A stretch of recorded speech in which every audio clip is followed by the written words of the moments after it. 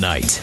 This first-class operation is changing the face of travel and shaking up the print world. How will their new subscription plan help this magazine to fly off the rack and into your home?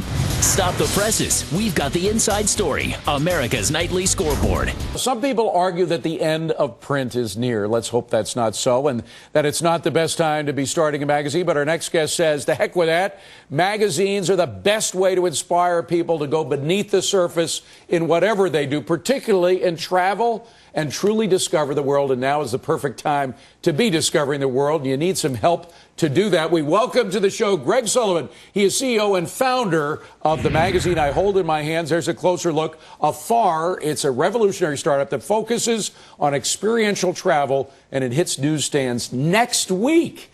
Congratulations, Greg. I know what it's like just to put out a first issue. It ain't easy. What made you think you'd succeed at this? Well, we saw a trend in experiential travel. People that are trying to get below the surface and really get to understand other people and other cultures, get to the true essence of a place. And but a magazine. I mean, when I talk about Newsweek or Time or my good friend Steve Ford, all these magazines are getting smaller and smaller and smaller because the ad revenue ain't there.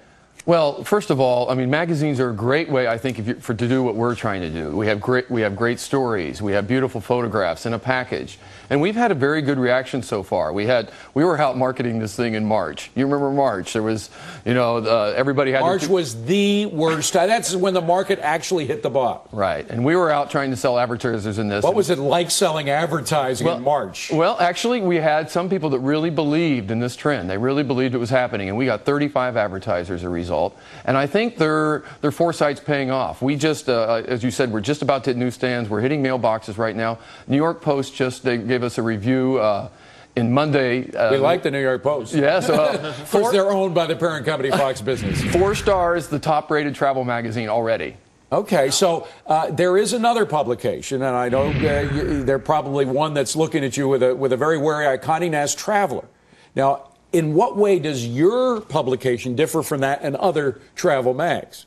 Well, first of all, we're the first magazine devoted exclusively to experiential travel. So it's just... What do you mean by that? I've heard you say that a couple of times, experiential travel. Well, experiential I thought travel... all travel you experience, but go ahead. Well, we contrast it with, say, escapist travel, where you go to stay at a spa, a beach, Okay, so this is travel, pool. Experiential travel. By that you mean something where you really learn something. It teaches you life lessons, right? Absolutely. And it's also opposed to sightseeing travel, where you're looking at the place through the camera lens, but you're really not getting... So it's like a safari or something like that. It can be anywhere. It can be. You can be in Paris. You can be. It's about getting to the true essence of a place. So this magazine is more like a guide. It's like a guide that you'd hold in your hand to walk you through various places you'd go. No, it's more of an inspiration before you go. It's something that you look at, and when you're through, it's giving you models of ways to get beneath the surface when you make trips, and it inspires you and go, oh, I want to. When you're done with this, you say, I want to go travel, and this is the way I want to do it. We should say something about you yourself. And you're a very successful entrepreneur. In '89, you had an arcade business, I believe, that you sold. Yes. You had a good profit from that.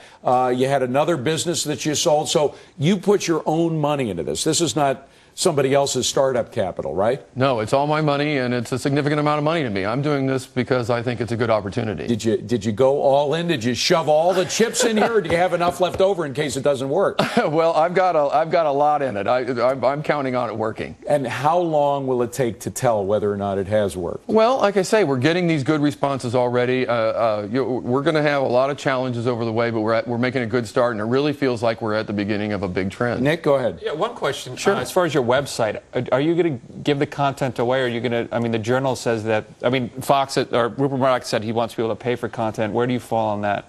We're really thinking we want to do something totally different on the web. We don't want to be a magazine on the web. We're going to do a website that's really about a social network where you're connecting with people that can interactive. Help, yes, that can help you have experiences so that you can get below the surface in your travels. So you can talk to the people that are on it about what they liked or didn't like about one of their trips. How can when I go to wherever it is I want to go, how can I get beneath the surface? How do I avoid getting ripped off? How do I make the best dollar exchange? Well, at least you're not giving your content away. Yeah, that's smart. Yeah, very interesting. Greg Sullivan, the magazine is Afar, and what's the website? Is it afar.com? It is indeed. Good for you. Did you have to pay for that, by the way? A little bit, yes. Oh, man. You are all in on this. We are indeed. With your own cash. I like a man who puts his money where his mouth is. Good to see you. Thank you very much. Thank you very much. Appreciate it.